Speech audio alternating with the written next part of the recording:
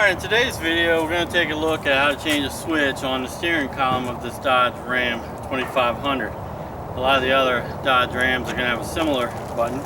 This switch is for the cruise control, which I ordered directly from Dodge. I found a few places that were pretty cheap, but Dodge ended up only being about $5 more than a used part. Free shipping, so I went ahead and got the brand new one. So let's take a closer look at the part we're going to swap out today. Alright, so here is the package and the actual part. It's actually the control power button and set button for the cruise control. It's located on the steering wheel. I noticed that it started to go out by being difficult to turn on, and it got to the point that I actually had to almost pound on this on-off button to get it to work. I had thought that the entire steering wheel would have to come off, and I was a little scared of the airbags underneath exploding in my face. But after looking at it, it looks like there's one set screw and a plug, and that's going to be all there is to it. So I'm going to take a closer look now at the switch on the steering wheel, and then we'll get started. Right, here you can see the actual switch as it's located on the steering wheel. It's going to be a kind of a pickle to get the camera in there where you can see what's going on, but there does appear to be a screw opening here. I may tilt this wheel just a little bit to get to it. I'm going to peek in there and see if that's an Allen screw, Torx screw, or perhaps a Phillips screw, and then we'll start by undoing that. But I have a feeling that this kind of fake leather cover on the steering wheel is going to have to be removed somehow too, but we'll take it one step at a time. Okay, the set screw does appear to be an Allen type screw. I have a T-handle driver. It's 3/32 of a small size.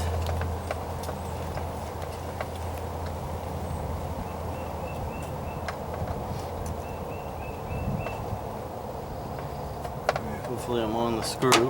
Oop. And not just spinning in there, but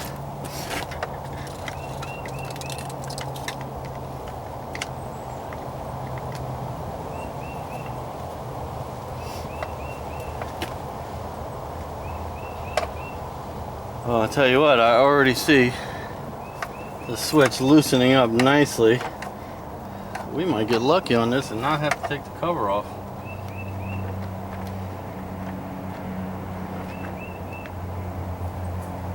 Alright, the screw then removed. Oh, that's what I like to see, right? Now the only thing is, can we get to the plug? And of course we can't. So this is going to take a little more work than what I thought. There also appears to be screw in here. I'm wondering if that's going to have to come out or if this cover will come off by itself.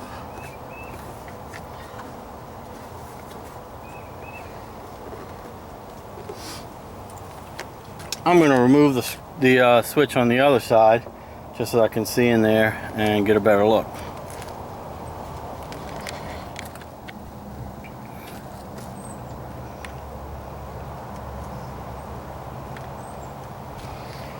Okay, now I have both switches removed, and there is a Torx, and incidentally these are not Allen, these are Torx screws, but I was able to get them out with the Allen wrenches. There's a couple more larger Torx screws, so I'm going to go back, make a tool run to the garage and get the right Torx bit, and I'm going to remove those two, and hopefully this center section will lift away.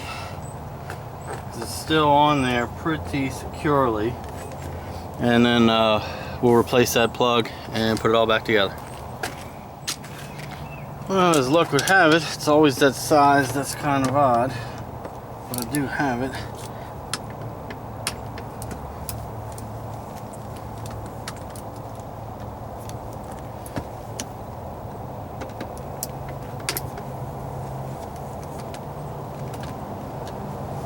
Okay, hopefully this will lift.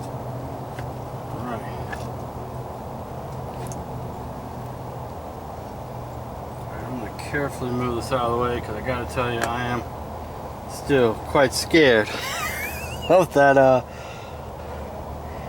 airbag. But all right, now we have exposed the plugs. Let me see, can you see that? So you can see it on the other side. This side looks just about the same. But I believe I'm gonna relocate the camera just to give you a better view. All right, so I think you can get a better view from this standpoint. Here is the broken switch. It looks like it's just got a little release tab that I'm gonna push on. If you can see that right there. I'm gonna push that down and see if it pulls out. And it does. And there we go. One hopefully defunct part. Should have paid a little bit better attention, but it looks like it's pretty easy. We're gonna plug it back in the new one now till it clicks. Maybe you heard that click. So now we're just going to reinstall everything very carefully.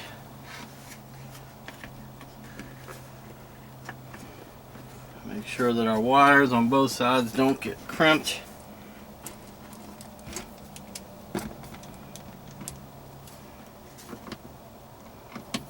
So make sure we don't cross thread anything.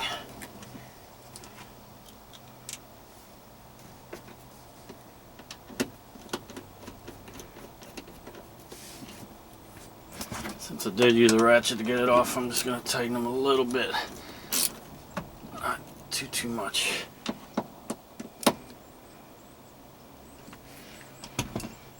All right.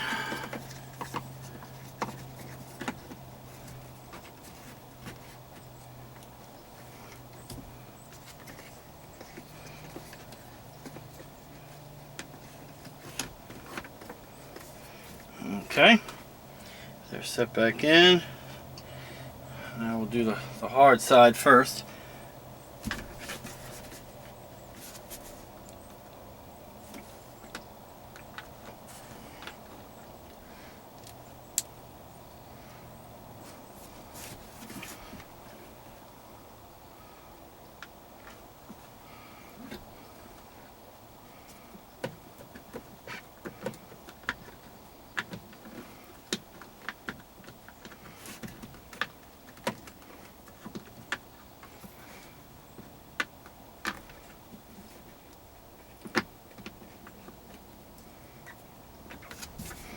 What I'm hoping for is that I'm going to get lucky. Now it's going to thread into the switch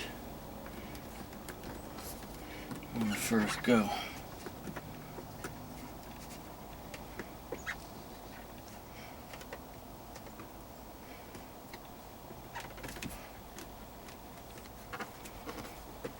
Alright, and that appears to be pretty tight.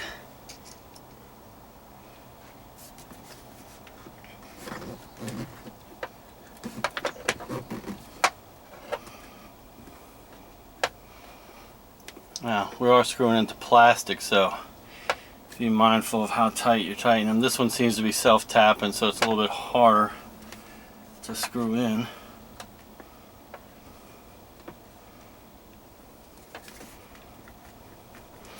That one still feels a little bit loose. Alright. Alright, they're both in there pretty tight. Horn works too. That's a good sign.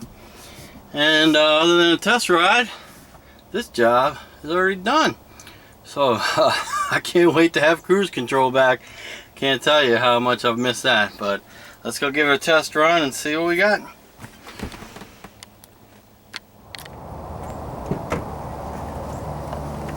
Alright, back from our test drive. So there we go. Everything's working like it should. So hopefully this video helps you out if you're having problems with your switch going out. You saw both of them getting taken loose, or maybe you just need to get into your steering wheel to change out the airbag or something. We took that out too, so hopefully you found it helpful. If you did, I appreciate a thumbs up, maybe subscribe, or leave any comments or questions that you have below. And goes a long way to help me out and increase the likelihood that people will find my video. And if you have a question, maybe I'll be able to help you if there was something that wasn't quite clear.